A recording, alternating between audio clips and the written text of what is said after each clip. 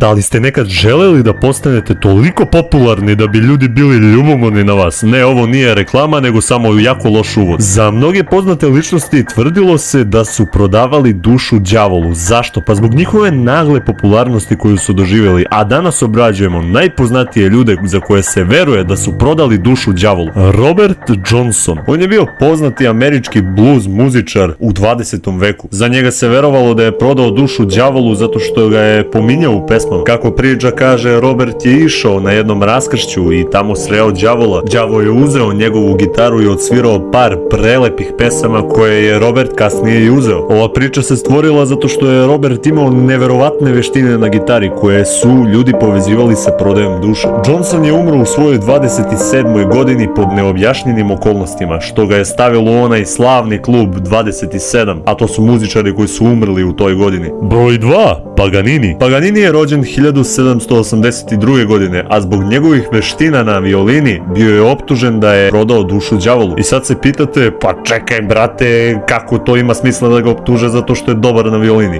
Pa Paganinijeve pesme niko sem njega nije mogao da odsvira. Čak i dan danas vrlo mali broj muzičara može da odsvira neke njegove pesme. Ljudi su govorili da dok je Paganini svirao na bini, sam Satana je stajao pored njega. Mesto broj 3, Giuseppe Tartini. On je isto bio violinista i slična priča se pričala i za njega, samo što se za njega govorilo da je njega đavo posetio u snovima. Kako priča kaže, đavo se pojavio pred Tartinijem i rekao mu da će u zamenu za njegovu dušu da mu pruži svoje usluge. Đavo je izvadio svoju violinu i odsvirao par prelepih kompleksnih pesama, dok je Tartini samo slušao. Kada se probudio, on je uzeo svoju violinu i pokušao da iskopira ono što je đavo svirao. Rezultat njegovog pokušaja da iskopira ovu pesmu bila je đavolja sonata. Za ovu kompoziciju smatra se da je jedna od najtežih i najkompleksnijih i da samo mali broj ljudi može uopšte da je osvira.